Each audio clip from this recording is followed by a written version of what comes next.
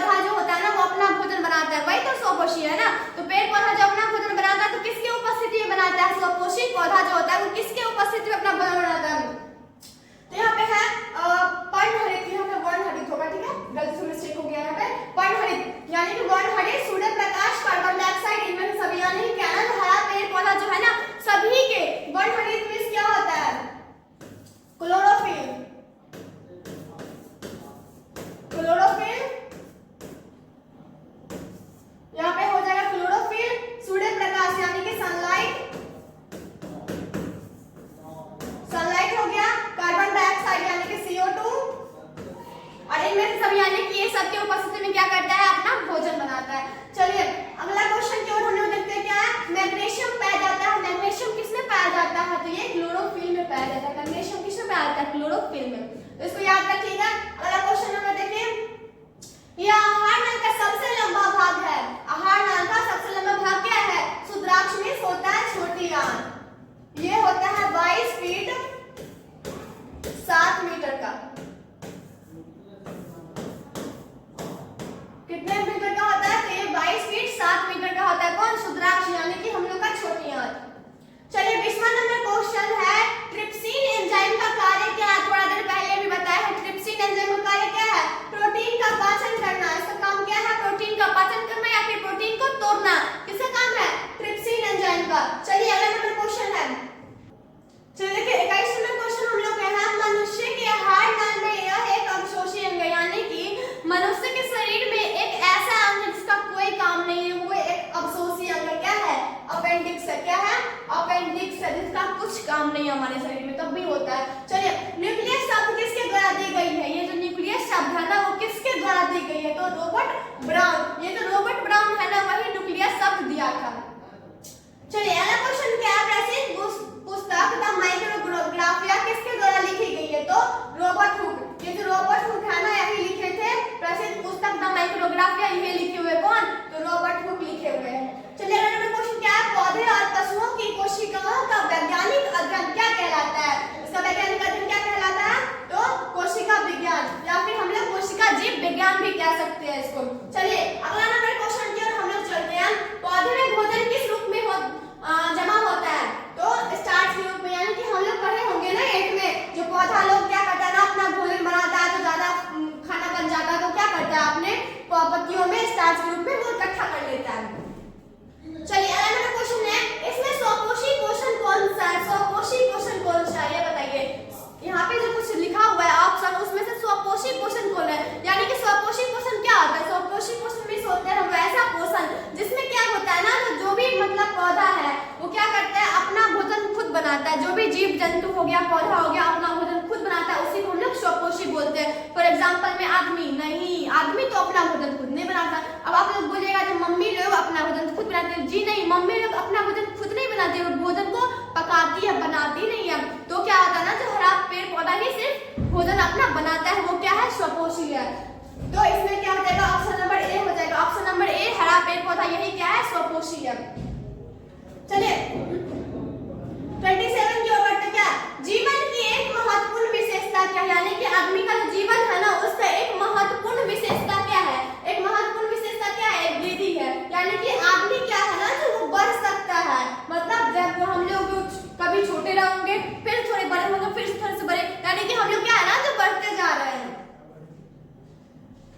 आगे है स्वपोषी पोषण होता है, तो स्वपोषी पोषण किसमें होता है बताइए? हरे पेड़ पौधे में। स्वपोषी पोषण किसमें होता है? तो हरे पेड़ पौधे में। आगे है, एक वयस्क मनुष्य के कितने दांत होते हैं? मतलब एक एडल्ट आदमी जो हो गया ना, एक युवा आदमी जो होता है, उसके मुंह में कितने दांत होते हैं? कितना होता है? 32 दांत होते हैं। आगे है, मृत्यु परजीवी का उदाहरण है। मृत्यु परजीवी का उदाहरण क्या है बताइए? गोबर छत्ता है। ये जो गोबर छत्ता है ना, वो सड़े गले चीज पे क्या होता है ना, जो ये उत्पन्न हुआ होता है, इसलिए इसको मृत्यु परजीवी भी बोलते हैं, मृत्यु परजीवी। चलिए अगला क्वेश्चन क्या है, पौधे में प्रकाश संश्लेषण स्थान है, यानी कि पौधा में जो प्रकाश संश्लेषण होता है वो कहाँ होता है? कौन सा जगह पे होता है? यहाँ पे लिखा हुआ है माइटोकॉन्ड्रिया, क्लोरोप्लास्ट, ल्यूकोप्लास्ट, इसमें से कोई नहीं। यानी कि कहाँ पे क्या होता है ना, जो प्रकाश संश्लेषण होता है, तो क्लोरोप्लास्ट। हम लोग जानते हैं ना, जो पेड़ पौधा में क्या होता है? क्लोरोप्लास्ट होता है पत्तियों में, तो वहीं पे खाना बनेगा ना।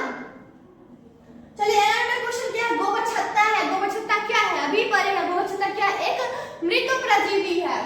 क्या है? एक मृत परजीवी है। अगला क्वेश्चन है, दांत का कठोरतम भाग क्या है? यानी कि वो कौन सा एंजाइम है जिसके कारण क्या होता है ना, जो मनुष्य का दांत जो होता है ना, वो कठोर होता है। क्यों कठोर होता है? तो इनामेल के कारण। किसके कारण? इनामेल के कारण। इसके कारण क्या होता है ना, जो हमारे मुंह में जो दांत होता है ना, वो बहुत ज्यादा हार्ड होता है, कठोर होता है। किसके कारण? इनामेल। ऑप्शन नंबर डी हो जाएगा। अगला नंबर क्वेश्चन देखिए क्या है, अपघटक का उदाहरण क्या है? अपघटक किसमें होता है? गाय में? जी नहीं। कबक में? जी हाँ। तो क्या हो जाएगा? कबक हो जाएगा। ऑप्शन नंबर बी हो जाएगा। ना ही गाय में होता है, ना बाघ में, ना घास में। किसमें होता है? तो कबक में होता है। चलिए अगला नंबर क्वेश्चन हम लोग का है, निम्न में से किस रंग की प्रकाश किरण प्रकाश संश्लेषण के लिए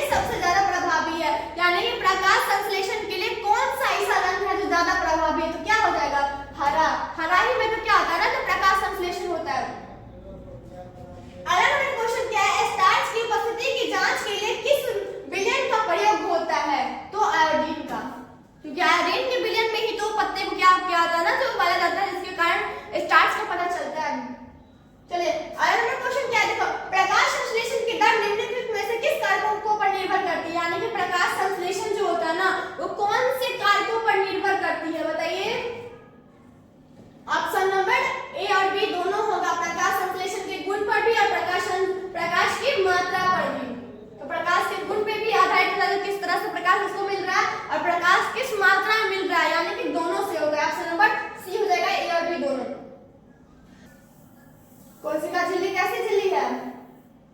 अर्धकारिका में झिल्ली। चलिए, क्लोरोफिल वर्णक का रंग है, क्लोरोफिल वर्णक का जो रंग है ना वो कैसा है बताइए? लाल है, लाल। कवक में पोषण की कौन सी विधि होता है, यानी कि कवक जो होता है ना उसमें कैसा पोषण होता है बताइए? मृतजीवी होता है। चलिए, पीत कहाँ से स्रावित होता है? हम लोग के शरीर में जो पीत है ना वो कहाँ से स्रावित होता है बताइए? यकृत से। आगे क्या है? कृमि रूप परिशेषिका किसका हिस्सा है? तो ये हम लोग के आहार नल का हिस्सा है। कृमि रूप परिशेषिका किसका हिस्सा है? आहार नल का हिस्सा है। रंध्र मुख्यतः पाए जाते हैं, रंध्र किसमें पाया जाता है? पत्तियों पर। रंध्र मीन्स स्टोमाटा, स्टोमाटा कहाँ होता है? तो पत्तियों पर होता है। चलिए, अगला क्वेश्चन है, रंध्र का मुख्य कारण क्या है? रंध्र जो है ना उसका मुख्य कार्य यानी कि उसका काम क्या है बताइए? गैसों का विनिमय एवं वाष्पोत्सर्जन, पोषण, भोजन का परिवहन, प्रकाश संश्लेषण, यहाँ पे है गैसों का विनिमय एवं वाष्पोत्सर्जन, ये किसका है? रंध्र का कार्य है। आगे है प्रकाश संश्लेषण की प्रकाश अभिक्रिया होती है, तो ये कहाँ होता है? क्लोरोप्लास्ट के ग्राना में। कहाँ होता है? तो क्लोरोप्लास्ट के ग्राना में होता है। अगला नंबर क्वेश्चन की ओर हम लोग बढ़ते हैं। प्रकाश की ओर प्रारूप की जो गति है ना वो क्या कहलाता है बताइए?